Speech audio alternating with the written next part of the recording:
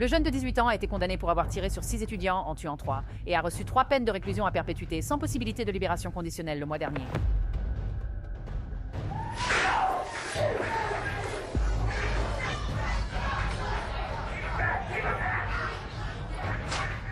Que se passe-t-il lorsque des adolescents échangent leur sac à dos contre des combinaisons de prison? Des peines de réclusion à perpétuité, habituellement réservées aux criminels les plus endurcis, sont maintenant infligées à des enfants qui ont franchi des limites impensables. Quant au chef d'accusation numéro 1, nous, le jury, condamnons la prévenue, Carly Madison Gregg, à la réclusion à perpétuité avec possibilité de libération conditionnelle. Si vous ne parvenez pas à vous mettre d'accord sur la peine pour l'accusation de meurtre au premier degré, votre verdict sera le suivant. Des sourires de sang-froid aux effondrements explosifs dans la salle d'audience, ces moments montrent exactement à quoi cela ressemble lorsque de jeunes délinquants sont contraints de faire face au reste de leur vie derrière les barreaux. Tu es la seule chose que je peux dire. Alors que Michael Swanson était condamné, il souriait, riait, mais quand il est entré dans la salle d'audience, il semblait sans émotion en passant devant la famille de Sheila Meyer, la femme qui l'a assassiné. Voici les 20 jeunes criminels les plus dangereux réagissant à la vie en prison. Numéro 20, Dexter Johnson. Par une chaude nuit de juin 2006, quelques jours après avoir eu 18 ans, Dexter Darnell Johnson ressemblait à n'importe quel adolescent grand et mince de Houston que vous pourriez croiser dans la rue. Seulement cette nuit-là, il portait un fusil de chasse et un plan qui se terminerait en horreur. Avec 4 autres adolescents, il a forcé une Toyota Matrix bleue à quitter la route, piégeant Maria Alperes, âgée de 23 ans, et son petit ami de 17 ans, Wingo. Ce qui a suivi était brutal. À l'arrière, Johnson a violé Alperes, tandis que Ngo était forcé d'écouter, impuissant. Quelques minutes plus tard, ils ont tous deux été conduits dans les bois voisins et abattus d'une balle dans la tête.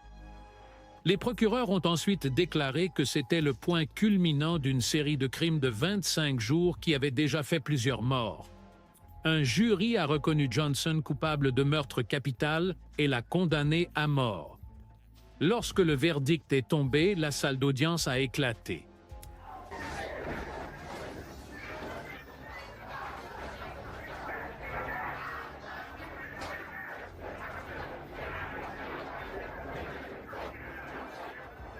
Johnson s'est affaissé sous le choc, incapable de se lever, tandis que sa famille s'effondrait si violemment que des médecins ont dû être appelés. Plus d'une décennie plus tard, de nouvelles évaluations psychologiques ont révélé que Johnson avait des lésions cérébrales importantes dues à la schizophrénie et un QI de seulement 70, répondant à la définition légale de handicap intellectuel. La Cour d'appel du 5e circuit a arrêté son exécution à la dernière minute, affirmant que la loi n'autorise pas la peine de mort pour les personnes ayant des déficiences intellectuelles. Numéro 19. Lionel Tate. À seulement 14 ans, Lionel Tate est devenu le plus jeune Américain jamais condamné à la réclusion à perpétuité sans possibilité de libération conditionnelle. Son crime remonte au 28 juillet 1999, dans le comté de Broward, en Floride, lorsque le garçon de 12 ans a été laissé pour surveiller Tiffany Eunick, âgée de 6 ans. Quelques heures plus tard, Tiffany était morte. Ses blessures si graves qu'un médecin légiste a déclaré qu'elles correspondaient à une chute de 3 étages. Un crâne fracturé, un foie lacéré, des côtes cassées et plus de 30 contusions internes. Tate a affirmé qu'il imitait des mouvements de catch professionnels qu'il avait vus à la télévision. Selon la règle du meurtre criminel en Floride, l'intention n'avait pas d'importance, seulement que les sévices aient causé la mort. Tate a affirmé qu'il avait blessé la fille accidentellement en jouant brutalement, mais un rapport d'autopsie indiquait qu'elle avait été sauvagement battue. Le drame qui s'est déroulé inclurait le parcours d'un jeune garçon à travers les tribunaux criminels pour adultes. En janvier 2001, un jury l'a déclaré coupable de meurtre au premier degré. Lorsque le juge Joel Lazarus l'a condamné à la réclusion à perpétuité sans possibilité de libération conditionnelle, Tate est resté immobile, le visage impassible, ne montrant aucune émotion visible. Les journalistes ont noté qu'il n'a ni pleuré ni parlé, comme si le poids de la sentence ne l'avait pas atteint. Cette réaction a suscité un débat. Était-ce du choc, de l'immaturité ou quelque chose de plus froid? Même la mère de Tiffany et le procureur ont ensuite qualifié la sentence d'excessive. En 2004, la condamnation a été annulée parce que la compétence mentale de Lionel n'avait pas été évaluée avant le procès. Il a été libéré dans le cadre d'un accord de plaidoyer, placé en probation et soumis à des séances de conseil et à un service communautaire. Mais dans cette salle d'audience en 2001, la vue d'un garçon de 14 ans assis impassible alors qu'on lui annonçait qu'il mourrait en prison est devenue l'une des images les plus obsédantes de l'histoire de la justice juvénile américaine. Numéro 18. Timothy G. Lane. À 7h30 du matin, le 27 février 2012, Timothy G. Lane, âgé de 19 ans, est entré dans la cafétéria de son lycée avec une arme à feu. En quelques instants, un petit déjeuner ordinaire s'est transformé en chaos. Il a ouvert le feu, tuant 3 étudiants, paralysant un autre à vie et blessant plusieurs autres, alors que des camarades de classe terrifiés couraient pour se mettre à l'abri. Lorsqu'il a été condamné à 3 peines de réclusion à perpétuité sans possibilité de libération conditionnelle, Lane n'a montré ni peur ni regret. Au lieu de cela, il a agi avec une fierté troublante. Il a déboutonné sa chemise pour révéler un t-shirt fait maison avec le mot « tueur » écrit dessus. Ricana ria et dit quelque chose de dégoûtant aux familles des victimes avant de lever son majeur. La salle d'audience tomba dans le silence alors que les survivants et les proches tentaient de comprendre la cruauté de ce qu'ils venaient de voir. Nous ne prononçons pas son nom et nous ne le ferons jamais. Il sera oublié alors qu'il pourrit en prison. Le juge David Fury a ensuite précisé qu'il ne s'agissait pas d'un acte impulsif. Lane avait caché son arme la veille, l'avait chargée soigneusement et avait attendu le moment pour frapper. Même les murs de la prison ne l'ont pas empêché de faire la une des journaux. En septembre 2014, il s'est échappé de l'Allen Correctional Institution en utilisant une échelle faite maison, mais a été capturé le lendemain et transféré dans un établissement de haute sécurité. Numéro 17, Alyssa Bustamante. À seulement 15 ans, Alyssa Bustamante a commis un crime qui a bouleversé le Missouri. En octobre 2009, elle a attiré Elizabeth Holten, âgée de 9 ans, dans les bois derrière sa maison à Saint-Martin. Là, Elizabeth a été étranglée, poignardée et laissée dans une tombe peu profonde qu'Alyssa avait creusée quelques jours plus tôt. Assassiner sa voisine de 9 ans, Elizabeth Holten, en tranchant la gorge de l'enfant, en brûlant le corps et en le laissant dans une tombe peu profonde dans les bois. Plus tard, dans une entrée de journal, elle a décrit le meurtre comme incroyable et plutôt agréable, avant de noter avec désinvolture que l'église était la prochaine activité prévue.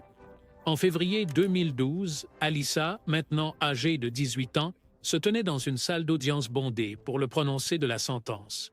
Enchaînée aux poignets et aux chevilles, elle se tourna vers la famille d'Elizabeth et dit d'une voix ferme qu'elle était très désolée pour ce qu'elle avait fait et que si c'était possible d'échanger sa place et de ramener Elizabeth, elle le ferait sans hésitation.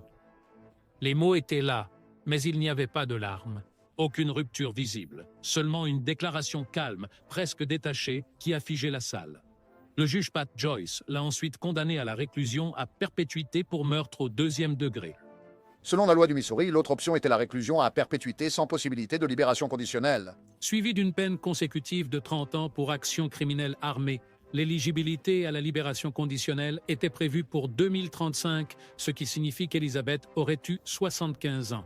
En 2024, Alyssa s'est vue refuser la libération conditionnelle lorsque de nouvelles lois d'État ont bloqué la libération des délinquants juvéniles condamnés pour meurtre au 2e degré. Numéro 16, Caleb Sharp.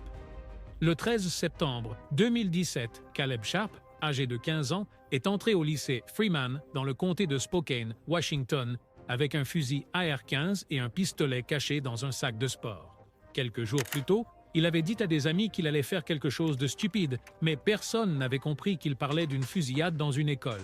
C'était la déclaration complète de Caleb Sharp aujourd'hui. Caleb Sharp avait seulement 15 ans lorsqu'il a ouvert le feu au lycée Freeman. Sa première cible était Sam Strahan, âgé de 15 ans, qui a essayé d'intervenir pour l'arrêter. Sharp l'a abattu à bout portant, puis a tourné l'arme vers le couloir, touchant 3 étudiantes avant que le fusil ne s'enraye. Le personnel et les enseignants sont rapidement intervenus, empêchant encore plus de morts. Il a fallu 5 ans pour que l'affaire atteigne le procès. En août 2022, la salle d'audience a entendu plus de 200 déclarations d'impact, des histoires de stress post-traumatique à vie, de culpabilité de survivants et d'une communauté changée à jamais. Lorsque le juge Michael Price a condamné Sharp à 40 ans à perpétuité, En septembre 2017, il a été condamné à 40 ans à perpétuité. avec la possibilité de libération conditionnelle après 35 ans, Sharp bougea à peine. Pas de larmes, pas de surprise. Juste le même regard vide qu'il avait depuis le début du procès. 2 ans plus tard, en septembre 2024, une cour d'appel a réduit la peine à 25 ans à perpétuité, affirmant que la peine initiale était trop longue selon les lois sur la condamnation des mineurs. Même alors, son visage n'a pas changé. Aucun remords, aucun soulagement. Rien. Numéro 15, Michael Swanson. Le 15 novembre 2010, Michael Richard Swanson, âgé de 17 ans, est entré dans une petite station-service à Algona, Iowa. Il a exigé de l'argent et des cigarettes de la part de Vicky Bowman Hall, employée de 47 ans. Elle a fait exactement ce qu'il a demandé, mais il l'a quand même abattu. La sélection du jury pour le premier procès pour meurtre de Michael Swanson, âgé de 18 ans, commence demain et cela se passe dans le comté de Carroll. Juste 1 heure plus tard, à Humboldt, il est entré dans un autre magasin de proximité et a tué Sheila Myers, âgée de 61 ans, de la même manière. En 2011, maintenant âgé de 18 ans, Swanson a été jugé. Le jury l'a reconnu coupable de meurtre au premier degré et de vol pour les 2 meurtres. Alors que le verdict était lu, au lieu de montrer de la peur ou du regret, il souriait et riait, son visage figé dans un air de défi. Alors que Michael Swanson était condamné, il souriait, riait, mais lorsqu'il est entré dans la salle d'audience, il semblait sans émotion en passant devant la famille de Sheila Myers, la femme qui l'a assassiné. Lors de sa condamnation en juillet de cette année-là, Swanson ne s'est pas excusé. Il a lentement levé un doigt d'honneur vers les caméras et a continué à sourire, comme si les vies qu'il avait prises et la peine qu'il encourait ne signifiaient rien.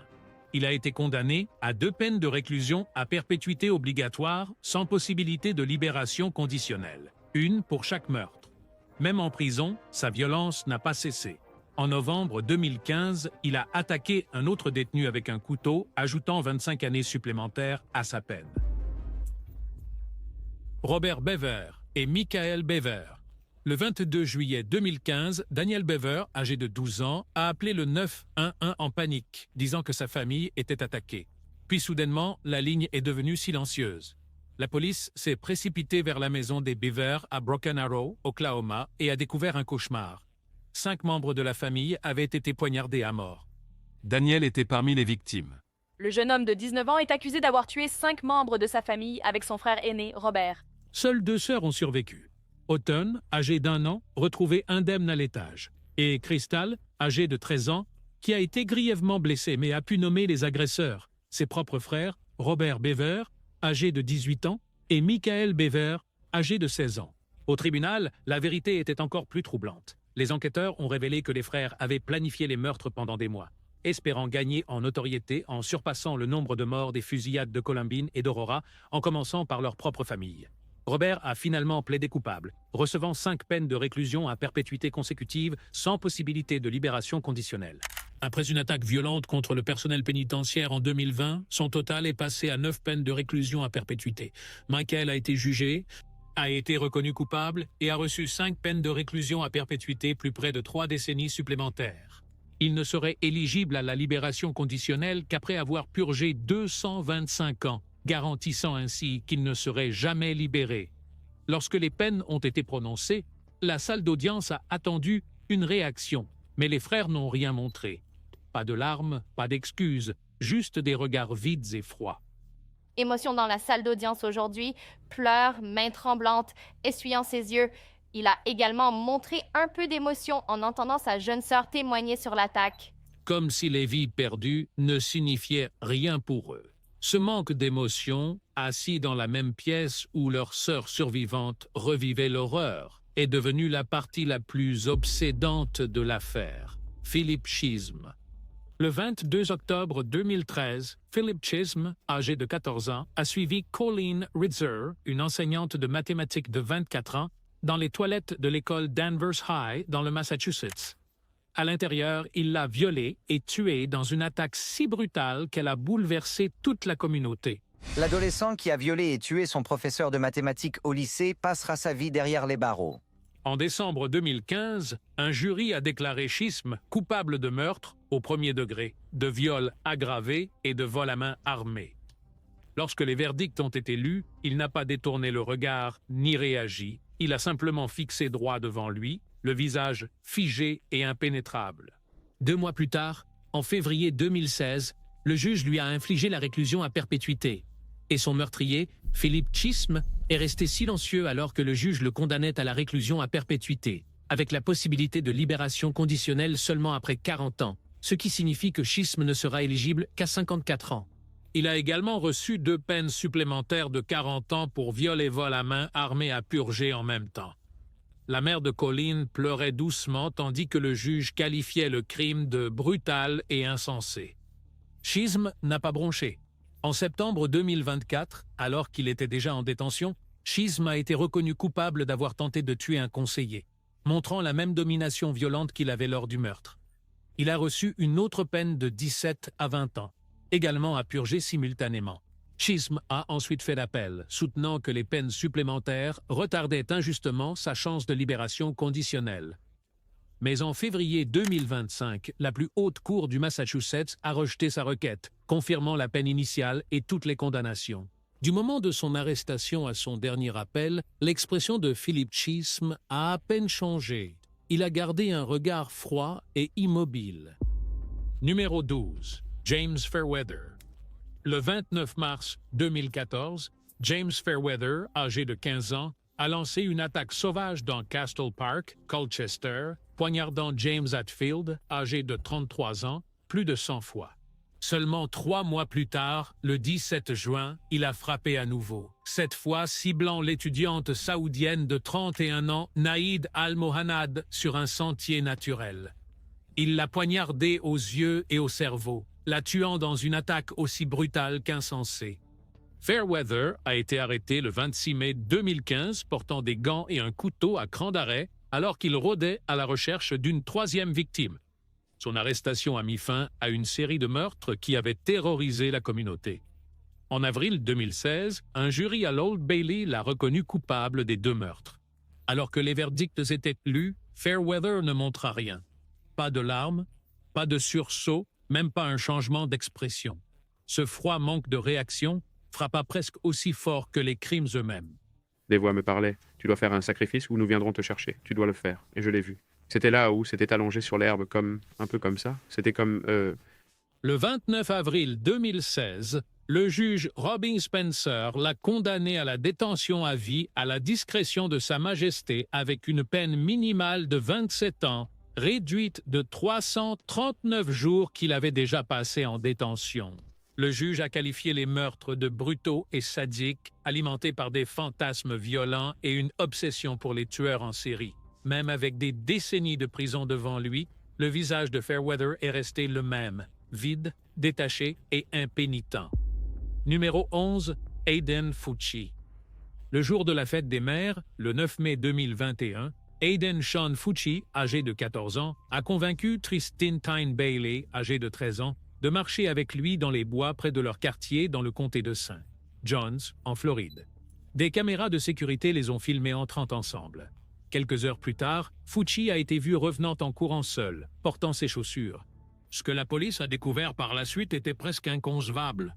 Tristan avait été poignardée 114 fois. 49 de ses blessures étaient des blessures de défense, montrant à quel point elle s'est battue pour survivre. Les enquêteurs disent que Fucci a poignardé Tristan Bailey à mort et a laissé son corps dans une zone boisée du quartier de Durbin Crossing. Le 24 mars 2023, Fucci, maintenant âgé de 16 ans, se tenait au tribunal alors que le juge R. Lee Smith prononçait la peine maximale autorisée pour un mineur reconnu coupable de meurtre au premier degré en Floride. La réclusion à perpétuité avec une révision possible après 25 ans. Il n'a pas pleuré, parlé ou montré d'émotion. Son visage est resté immobile tandis que la pièce autour de lui était lourde de chagrin et de colère. La famille de Tristan a honoré sa mémoire en plaçant 114 pierres en forme de cœur de couleur aqua dans un bocal, une pour chaque coup de couteau, suivie de pierres blanches pour représenter ce que Fucci leur a pris. Fucci a envoyé à la famille une courte lettre d'excuse et sa grand-mère a supplié le tribunal de faire preuve de clémence, mais leurs mots ont été accueillis par le silence du banc. En mars 2025, une cour d'appel a confirmé sa condamnation à perpétuité, ne faisant qu'une petite correction aux frais de justice.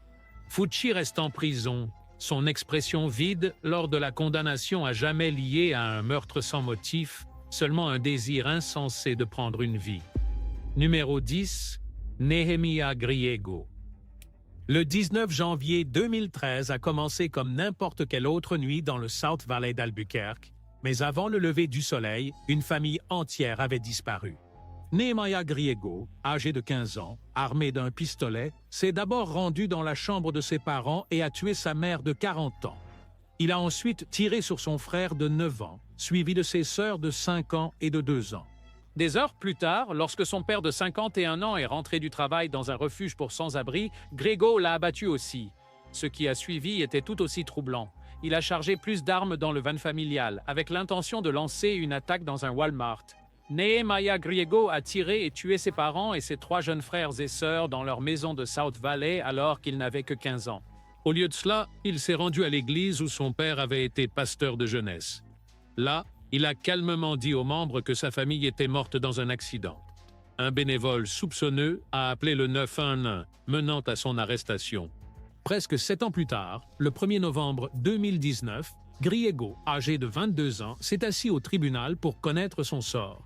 La juge Alyssa Hart l'a condamné à 3 peines de réclusion à perpétuité concurrente avec possibilité de libération conditionnelle seulement après 30 ans, plus 7 ans supplémentaires pour avoir tué ses parents. Son équipe de défense a plaidé pour une probation, mais le juge a déclaré qu'il était trop dangereux pour être libéré plus tôt. Malgré tout, Griego n'a pas bronché.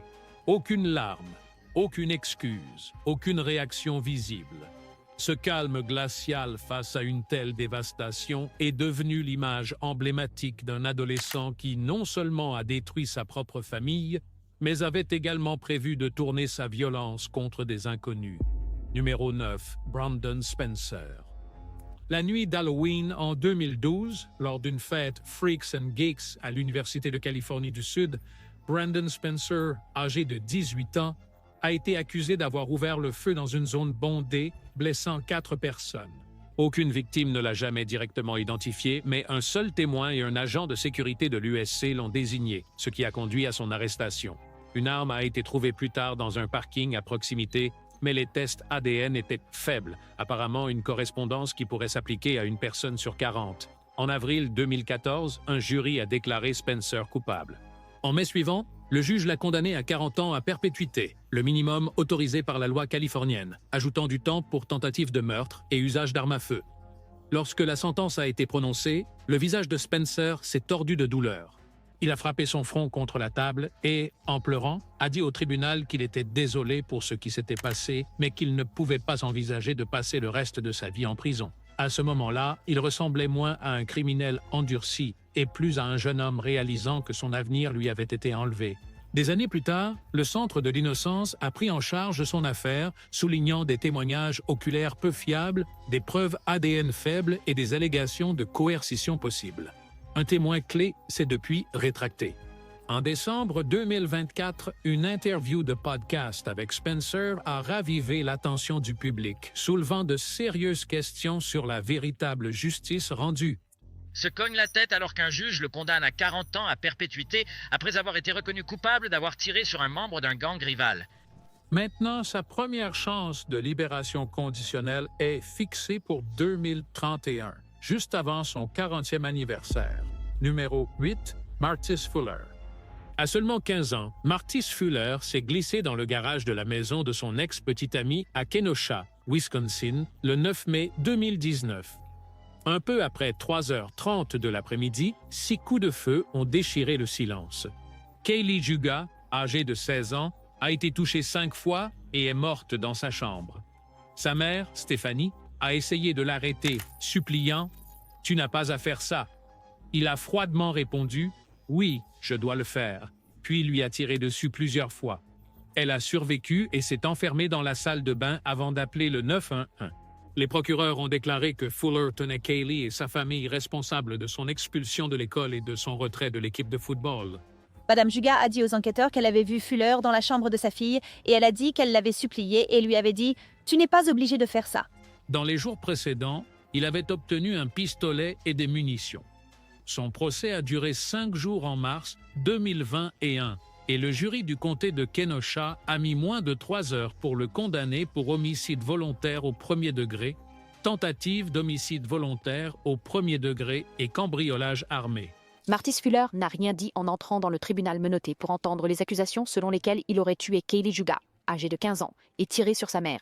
Lorsque le verdict a été lu, Fuller a retiré son masque, a fondu en larmes et a dû être escorté par les adjoints, sa première manifestation publique d'émotion pendant l'affaire. Le 21 mai 2021, la juge Merica Wagner l'a condamné à la prison à vie sans possibilité de libération conditionnelle. Stephanie Juga a dit à la cour que sa fille était sa plus grande supportrice et a déclaré « Maintenant, je suis perdu ». L'avocat de Fuller a lu sa déclaration d'excuses, mais il a continué à clamer son innocence et a demandé une chance de libération des décennies plus tard. La juge a refusé, disant qu'elle ne pouvait pas faire confiance au fait qu'il ne ferait jamais de mal à quelqu'un à nouveau.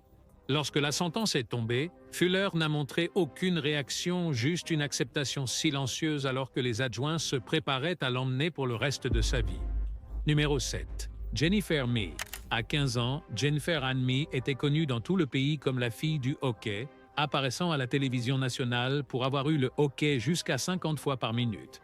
Mais à 18 ans, cette étrange célébrité avait été remplacée par des gros titres sur un meurtre. En octobre 2010, les procureurs ont déclaré que Mee avait attiré Shannon Griffin, âgée de 22 ans, dans une maison vide à St. Petersburg avec la promesse d'une transaction de marijuana. À l'intérieur, Leron Rayford et Lamont Newton l'attendaient, l'ont pris en embuscade et lui ont tiré dessus 4 fois. Au tribunal, les jurés ont entendu un appel depuis la prison où Mee a dit à sa mère qu'elle n'avait tué personne, qu'elle avait juste tout organisé. Cette seule phrase a détruit l'argument de la défense selon lequel elle n'était qu'une simple spectatrice.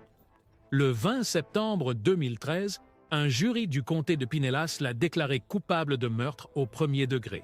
Lorsque le verdict a été lu, Mee a fondu en larmes. En vertu des lois de Floride sur les peines obligatoires, le juge n'avait pas d'autre choix que de lui infliger la réclusion à perpétuité sans possibilité de libération conditionnelle.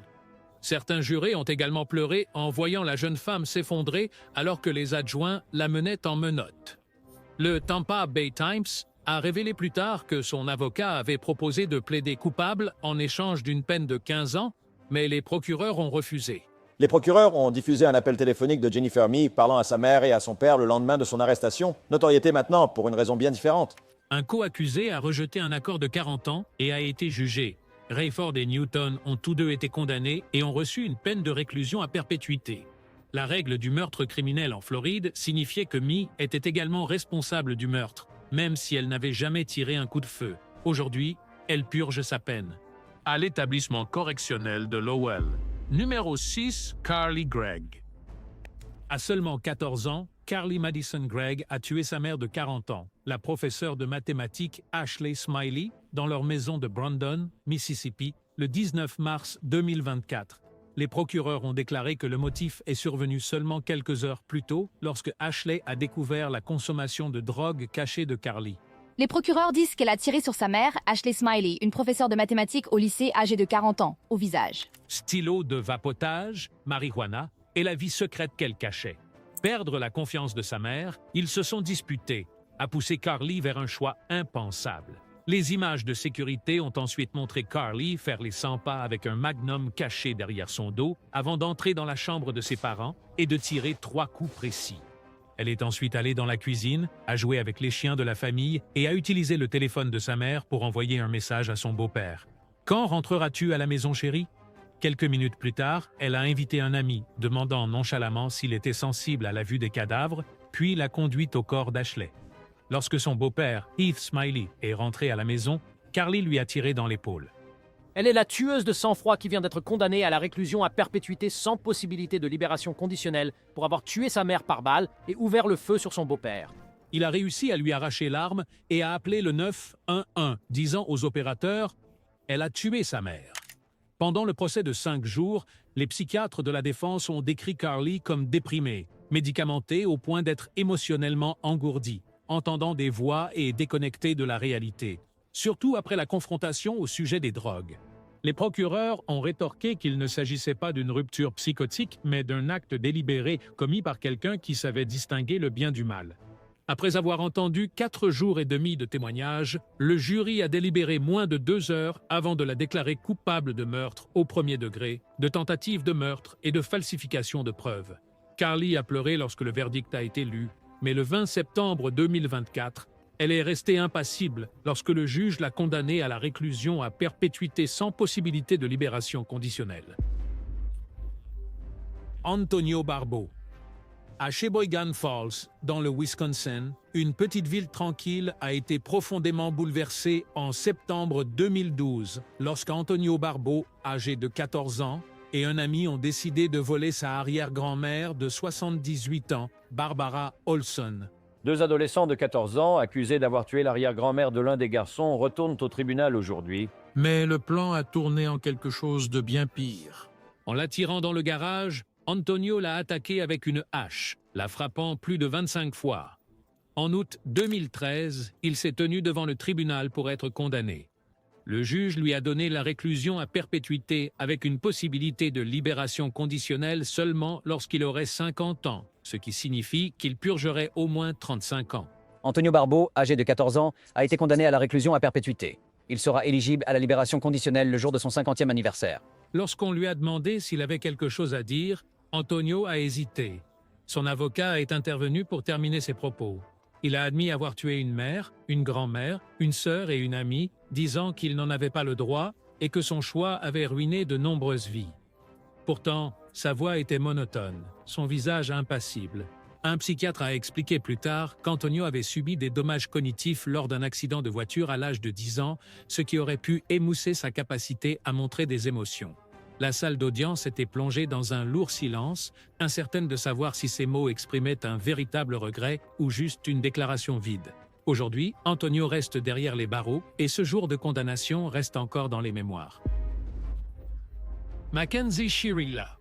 À 17 ans, Mackenzie Shirila a transformé une Toyota Camry en ce que les procureurs ont ensuite appelé une arme. Juste après 5h30 du matin, le 31 juillet 2022, après une nuit de fête, elle a accéléré sur une route de Strongsville, Ohio. La boîte noire de la voiture a montré qu'elle dépassait 100 miles par heure sans signe de freinage avant de percuter un bâtiment en briques. L'accusation affirme que Shirila roulait à 100 miles par heure lorsque la voiture a quitté la route et a percuté le bâtiment. Son petit ami, Dominique Russo, âgé de 20 ans, et leur ami Davon Flanagan, âgé de 19 ans, ont été tués sur le coup. Accusé d'avoir intentionnellement percuté un véhicule avec son petit ami de 20 ans, Dominique Russo, et son ami de 19 ans, Davon Flanagan, dans la voiture. Leur relation de 4 ans avait été tumultueuse. Des amis se souvenaient que Shirila menaçait de percuter la voiture lors de disputes, et les procureurs ont révélé qu'elle avait envoyé un texto à Dominique disant qu'il regretterait de rompre avec elle.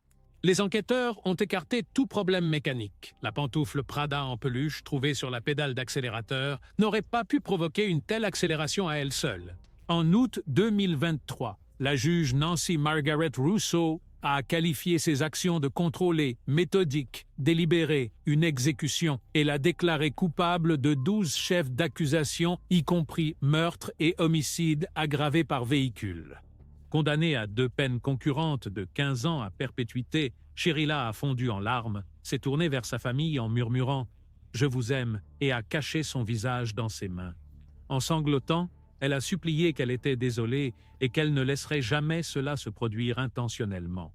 Les familles des victimes sont restées silencieuses. Son appel a été rejeté en avril 2025, ce qui signifie qu'elle doit purger au moins 15 ans avant de pouvoir demander une libération conditionnelle. Pour les familles laissées derrière, son effondrement au tribunal n'a fait que renforcer la conviction qu'elle pleurait bien plus son propre sort que les vies de Dominique et Davon, 2 jeunes hommes qui n'ont jamais eu la chance de quitter cette route vivants. Numéro 3, Rachael Shoaf et Shelia Eddy. Juste après minuit, le 6 juillet 2012, Skylar Neese, âgée de 16 ans, a quitté discrètement son appartement à Star City, en Virginie occidentale, et est monté dans une voiture avec ses deux meilleurs amis, Shelia Eddy et Rachael Shoaf. Ce que Skylar ne savait pas, c'est que les deux avaient décidé qu'elle ne l'aimait plus et voulaient qu'elle disparaisse. Ils ont traversé la frontière de l'État de Pennsylvanie jusqu'à un endroit boisé, isolé près de Brave, l'ont attiré dans les arbres et l'ont attaqué, la poignardant de nombreuses fois avant de recouvrir son corps de branches et de pierres. Pendant des mois, ils ont menti, prétendant que Skylar avait simplement disparu. Skylar a été assassiné, poignardé plus de 50 fois par ses deux meilleurs amis. Le 3 janvier 2013, Shoaf a finalement avoué et a conduit la police à la tombe cachée. Les restes de Skylar ont été identifiés le 16 janvier. Shoaf a plaidé coupable de meurtre au second degré le 1er mai 2013. Lors de sa condamnation en février de l'année suivante, elle a reçu 30 ans, avec la possibilité de libération conditionnelle après 10. Eddy a été condamné à la prison à vie, tandis que Shoaf a été condamné à 30 ans de prison avec la possibilité de libération conditionnelle après 10 ans. En larmes, elle a lu des excuses disant qu'aucun mot ne pouvait décrire ses remords. Le père de Skylar a rejeté cela, disant qu'elle n'avait coopéré qu'après avoir été attrapée. Eddy devait être jugée en janvier 2014, mais a soudainement plaidé coupable de meurtre au premier degré le 24 janvier. Elle a été condamnée à la réclusion à perpétuité avec clémence, rendant la libération conditionnelle possible après 15 ans. Au tribunal, elle n'a offert aucune raison, aucune émotion, tandis que les parents de Skylar parlaient d'une famille déchirée. Les deux sont détenus au centre correctionnel de Lakin. Shoaf s'est vu refuser la libération conditionnelle en mai 2023 et aucune ne sera à nouveau éligible avant 2028. Numéro 2, Gavion Ramsey.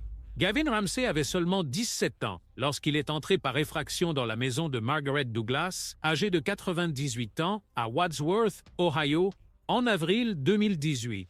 Un adolescent du comté qui est entré par effraction dans la maison d'une femme de 98 ans l'a filmée en train de dormir avant de la tuer et de maltraiter son corps. Les enquêteurs disent qu'il l'a étranglée, abusé sexuellement de son cadavre et caché son corps dans un placard. Des photos et vidéos du crime ont été découvertes sur son téléphone, et son portefeuille rouge manquant a été trouvé dans sa chambre. Ces preuves numériques ont scellé l'affaire. En novembre 2018, Ramsey a plaidé sans contester. En janvier 2019, le juge l'a condamné à la réclusion à perpétuité sans possibilité de libération conditionnelle pour meurtre aggravé, plus 10 ans chacun pour cambriolage aggravé et enlèvement, et 12 mois pour abus de cadavre. Chacune ajoutée consécutivement, garantissant qu'il ne sera jamais libéré. Lorsque la sentence a été prononcée, Ramsey n'a montré aucun remords visible. Son visage était froid et impénétrable, alors que les responsables du tribunal confirmaient qu'il passerait le reste de sa vie derrière les barreaux. Pendant ce temps, la famille de Douglas, sa nièce Cindy Leisure et son neveu décrivaient un mélange de soulagement et d'effroi. Cindy a dit « C'était juste un soulagement de savoir que cette personne ne pourrait plus jamais faire de mal à qui que ce soit. » Et je croyais qu'il prévoyait de tuer de nombreuses personnes et qu'il avait utilisé ma tante comme un échauffement, pour ainsi dire, pour ses autres meurtres.